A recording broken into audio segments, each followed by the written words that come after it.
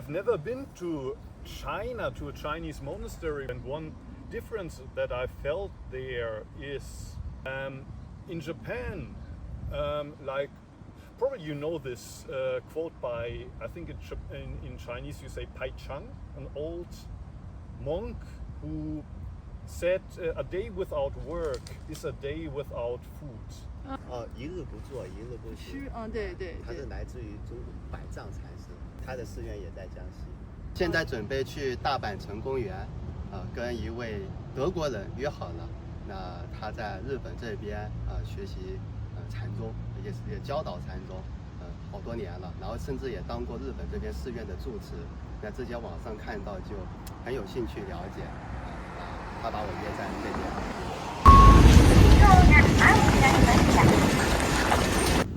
应该就是这一块，在前面一个地方。哇，这下面看着像护城河一样。按定位到了一个很僻静的地方，可能是他周末带禅修的地方吧。应该就是这一带了，到早了，先等一会儿。你好。I don't speak Chinese, sorry. Nice to meet you. 可以在这边聊聊天。Yes, yes. 这是白马寺，洛阳白马寺。Yeah, I've never been there. No, it's a present from somebody, but I think it's a famous temple here. Yeah. Almost nobody coming. Over there it's very crowded, but here it's very quiet. Nobody's coming. Like you want, like in Japan, usually take them off, but maybe it's different in China. In Korea, I think usually the monks always have the socks on. Okay. Depends on the country. Oh, Chinese tea. Thank you very much. Tea. Yes. Thank you.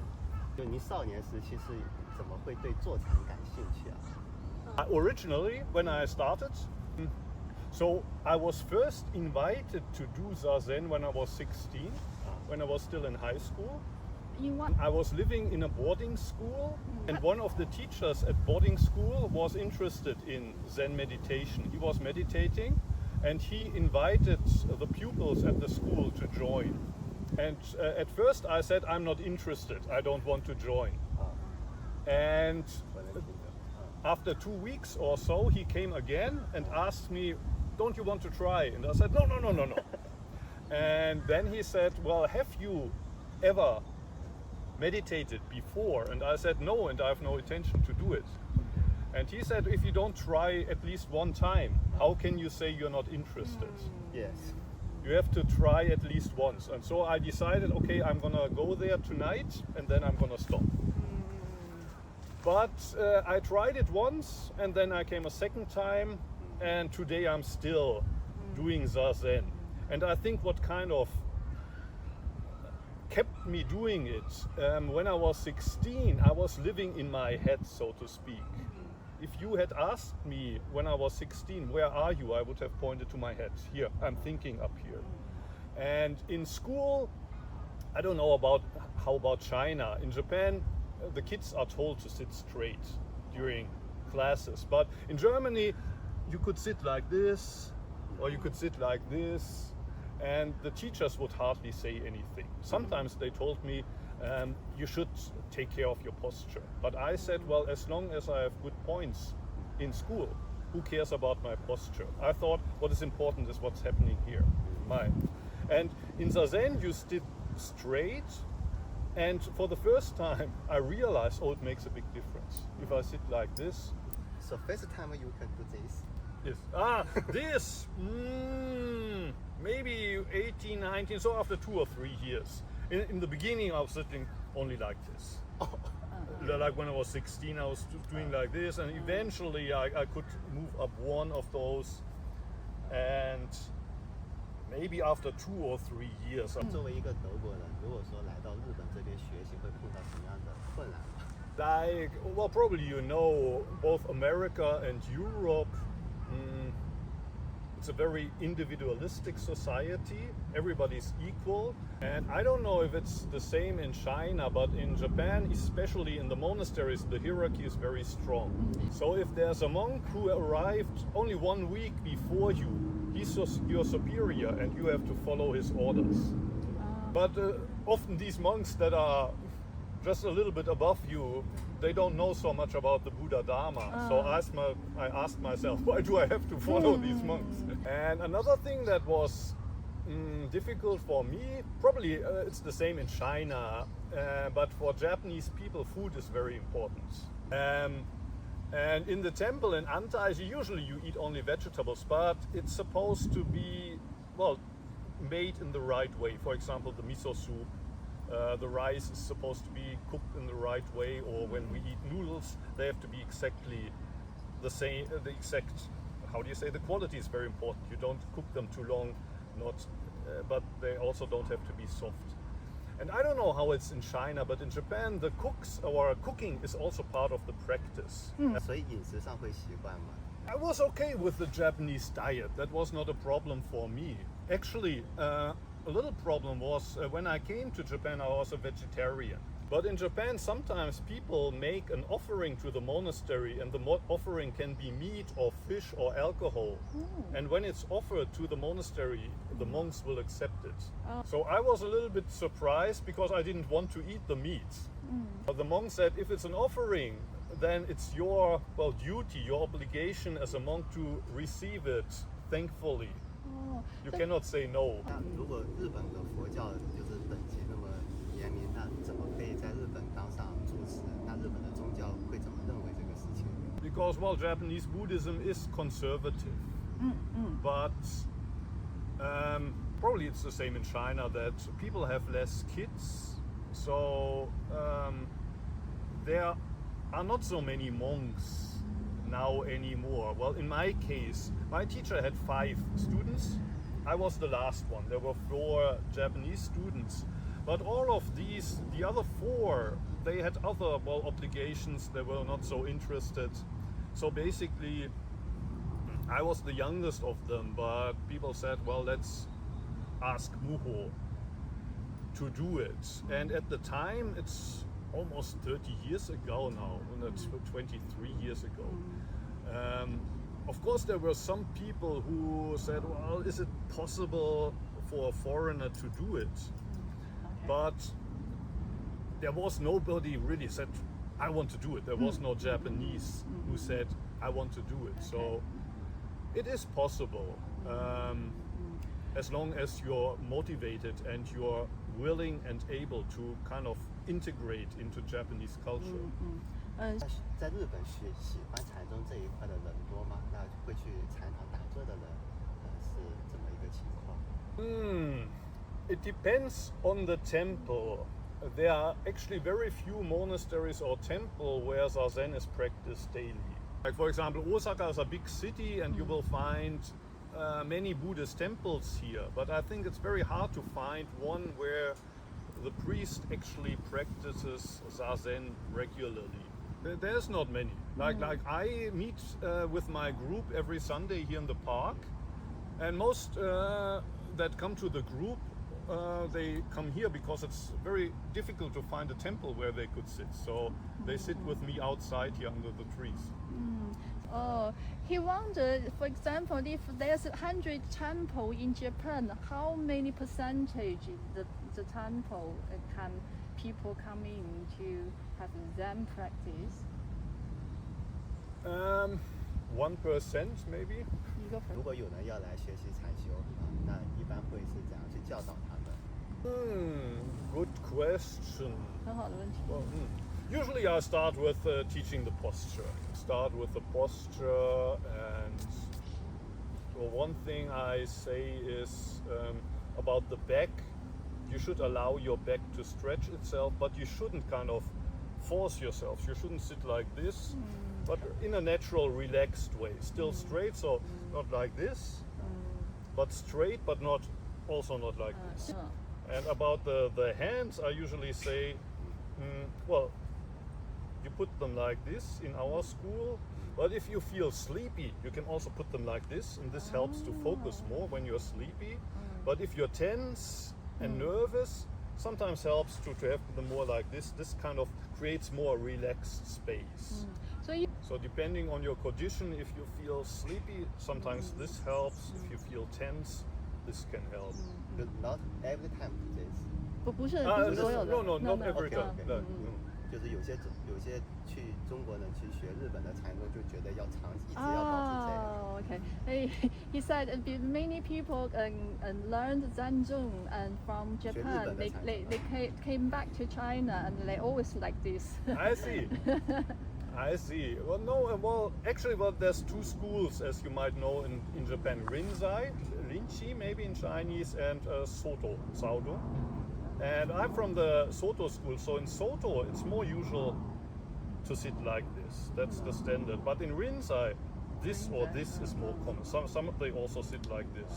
And I personally think both is okay. You have to see how your personal condition is. So if you're sleepy, this can help to focus. But if you're not especially sleepy, but you want to relax, this for me is better. So usually when I sit, I have them like this here. Apart from posture, what else we need to learn? Well, the next step or the next point, which is quite easy, is kind of the breath, basically diaphragmal breathing in a natural way. So when you completely relax and then you breathe out, your belly is contracting, and then when you've reached the end of the exhalation, you breathe in again and you feel your belly extend. And then ideally, during Zazen, your awareness would stay with the breath at the center. So basically, you're aware of everything while you sit. When your eyes are half open, you see what is in front of you. You hear the sounds. If you sit outside, you feel the wind. You feel your whole body, and at the center, there's the breath. But we all know this problem in meditation, there's thoughts that come up. Like, what will I eat tonight? What are my plans for next week? Or somebody told me something and I can't forget it. Next time I meet this guy, I want to tell him this. So when you sit, there are all these thoughts coming up. Although you think that Zen means like no mind, empty mind. But there's lots of thoughts coming up. And I sometimes use the metaphor of sheep on a meadow.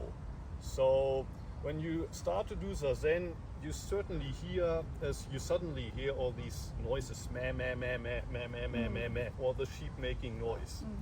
And often then we think, I need to play the shepherd. I need to tell the sheep, please be quiet. Or I want to build fences around the sheep and I want to separate the white sheep from the black sheep. But usually the sheep don't want to listen to the shepherd. So they don't stay quiet. And sometimes the shepherd gets very angry and says, I'm gonna kill you and make mincemeat out of you. And when this happens, you should ask yourself, who's creating all the trouble on the meadow right now? Is this sheep or is it that sheep? And then you realize actually it's the shepherd that wants to control the sheep. So the first step that's important is to give the shepherd a break. One thing that you can do is you find like a tree like this on the meadow, and then you lie under the tree and you look up into the leaves, you hear the sound, and basically in the metaphor that means to return to the body, to watch your breath. And then even if there are thoughts in the background, you're not, they don't disturb you so much anymore. So one thing you can do to give the shepherd a break is you return to the body, you return to the breath, and you concentrate on that again. And the next step that you can do is rather than try to be the shepherd, you imagine you are the sky and you look down on the meadow, you see everything that's happening there, but you don't touch it, you don't try to control. It's a little bit like Vipassana meditation, just observing without controlling. And then I also say, at one point you can also come back down from the sky to the meadow. So when you're observing, there's this distance between the sky and the meadow. It's almost like there's two parts of you, the observing me and the me that's sitting here. But for me, what is important is to, at one point, come down again and to become the meadow itself. And then it feels like you're the meadow and you allow the sheep to trample on you and feed on you, and at the end of the day take a big shit on you, and still you say, please, you're welcome. I take all of this. So complete acceptance. I think very old, famous metaphor that probably comes from China originally. It's the sky and the clouds. Basically, the metaphor is like the mind is like the sky and the thoughts are like the clouds, and the clouds don't obstruct the sky. Like an open mind means that you allow the clouds to just drift by. You don't try to obstruct them. Also, you don't drift with the clouds. 平时没有怎么踩的光脚的习惯。蚂蚁好多哦。Lots of ants Ants, here in the park. yeah. Also during Zazen, sometimes they climb up and try to get into your Oh ears. no！ 那蚂蚁有些时候他们在坐禅的时候，那蚂蚁想钻进耳朵里边儿。But after a while, they get out again. You couldn't imagine that. Yeah, a lot of people that come to my Sunday meditation group, they're also worried about the insects, the mosquitoes that bite. And I usually tell them, just imagine how many meat and fish you have eaten until now, and you can give a little bit back of your blood. During Zazen, for an hour or so, just give a little bit back of your blood to the mosquitoes. It's nice to meet you. Is this your first time to Japan? Yes. Yes? And are you a monk or are you a normal lay person? A normal person. Normal person. So why did you start with this practice? 因为看到了一篇资料，我们叫永嘉正道歌，学学无为贤道人，不除妄想不求真。这是他第一句话。Also, this has to do with what we talked about, like the clouds and the sky. I think in this scripture that starts with this, you don't try to remove your illusion. You don't try to grasp enlightenment. 就是我旅游的时候看到了这篇文章，然后我才有兴趣的。So, like relating to this text, it would mean that the sky doesn't try to remove the clouds. The sky doesn't need to grasp a state where there's no clouds, but basically just being open for reality as it is. 所以就中国也有这种教导，就是太阳升起来了，能够看到各种事情现象，然后太阳落下去了，然后黑暗出现了，那么光明跟黑暗互相交替，但是虚空没有动过，那你的心就如同虚空一样，不用去管各种现象。How is the practice in China today? Well, as you know, Zen came from China to Japan about 800 years ago. Is it still very alive? Because I heard that during the Cultural Revolution it was very difficult for the Buddhist monks and for the temples. How is it today? Is possible to go to a monastery and meditate there? Is the practice strong? 其实已经变得比较普遍了，然后以前被摧毁的寺院已经陆续都盖得比较大。然后这些经典也都在保留，只是说实践的人他还需要一些陆续的增加。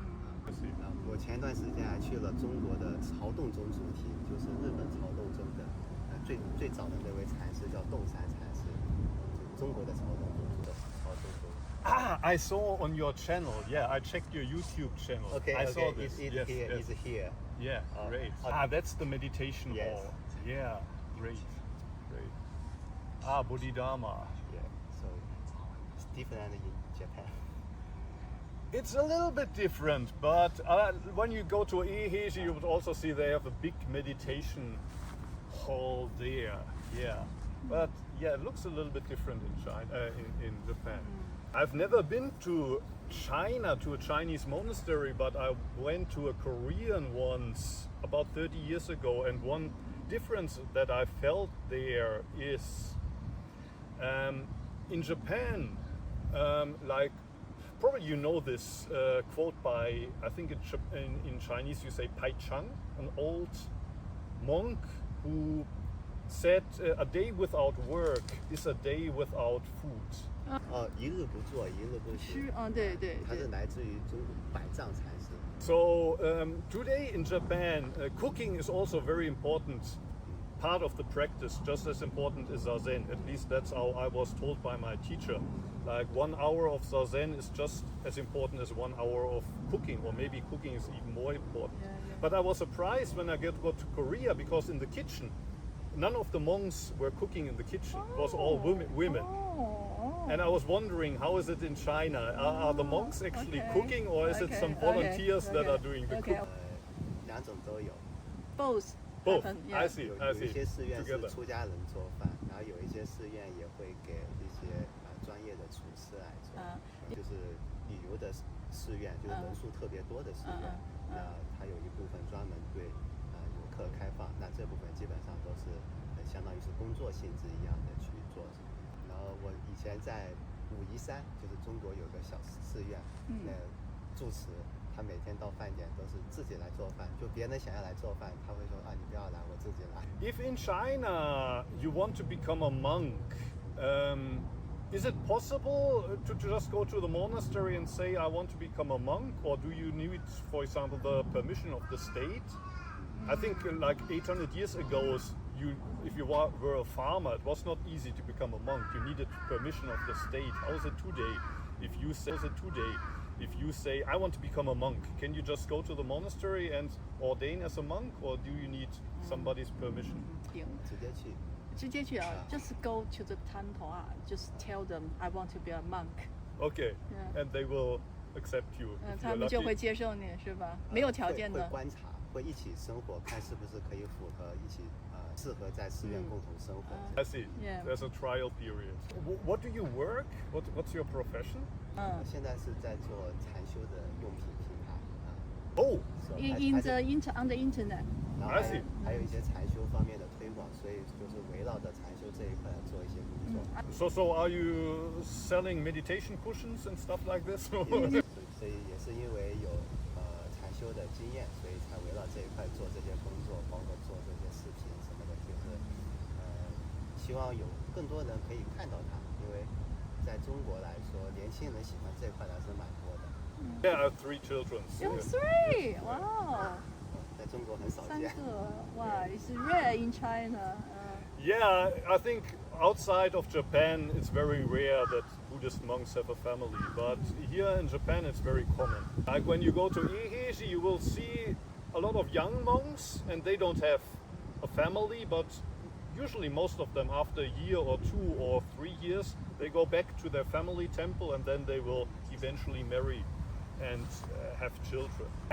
Most of the temples that you can find in Japan, the priest there is married and has children. And in Japan, there's people like me that come from abroad, or there's also Japanese that are born in a normal household and that they want to become monks. But what is common, like 90% or 95% of the monks, they are born in the temple as the oldest son. And they are expected to inherit the temple from their father. Oh, okay. So a lot of people that you find in the monasteries, it was not their decision that they say, I want to become a monk, but they had no other choice. So if you ask the average Japanese Buddhist priest, why did you become a priest? They will answer, but I had no other choice. 对中国什么样的寺院或者说哪位禅师有兴趣吗？ Yes. I mean, for example, the place where you visited, Caodong, the main temple where Dogen went, I would be interested, of course. But actually, I'm not such a big, how do you say, I don't travel. I don't like to travel so much. But like you look at the Buddhas and the halls, but for me it's more about my own practice. So actually, I don't like to visit temples so much. I prefer to just sit by myself or with my Dharma friends. 这个地方看上去就像是他的道场呀，他的寺院。 Oh, this is like your territory. Yes, Your yes. temple. Yes. This look Yes. like. Yeah. It's a nice area to sit and meditate. Yeah. Can anyone come? Without- Anyone can come. Yes, Okay. yes. Any come. Yeah. What time? What the time start? 6:30. But next week we sit in a different spot. We will sit on the beach, a little bit in the west of here. So next week it's not going to take place here. So if you want to come, maybe you send me an email and I can tell you where we will sit. 当住持的生活跟当住持的生活区别大吗？ Well, basically, I would agree with you that at the end there's no big difference. But I think in the monastery, in many ways, it's much easier because you have other monks that join you. It's much easier to keep to the practice because it's part of the schedule. In the monastery, you just have from morning to night follow the schedule, while if you practice as a layperson, you have to take responsibility for your own practice. There's many distractions. You have to pay your bills, you have to pay your rent. If you have a family, you have to care for the family. So if you understand that's all part of my practice, there's no difference. But in the monastery, well, it's easier because people remind you, you have to do this, you have to do that. It's all practice. While if you're by yourself, you have to remind yourself. There's nobody else to remind you. So I would say if you're very strong, you don't have to go to the monastery. But if you're not so strong, going to the monastery makes it much easier. 因为我有看到，好像坐禅这个事情，它是在校园里面就有在，就是学生都有在学。就是说坐禅，它是在校园里面就可以接触得到吗？它是不是一种宗教行为？ Yeah, maybe it's the same in China, but in Japan they divide education, the school, and religion, and they're very hesitant to allow religion into the school. And also, if you wanted to offer zazen in the school, maybe, well, sometimes you have a private Buddhist school, then of course it's okay. But if it's a public school, it's difficult. They might have, for example, like the building there, that's where they practice like kendo or judo, kind of martial arts. And sometimes before, they have this in schools, like they have a judo club. Sometimes they have the kendo club, the kind of sword fighting club. And then they practice meditation for maybe a minute or two before. Although they don't sit like this, but they kneel then usually in a kneeling posture. But they don't have this kind of long, like 30 minutes or 1 hour meditation like you do it in a temple. Thank you. Have a nice time in Japan and let's stay in contact. Welcome to China. Yes, thank you. You have time. Thank you. 很多的。 Okay, see you.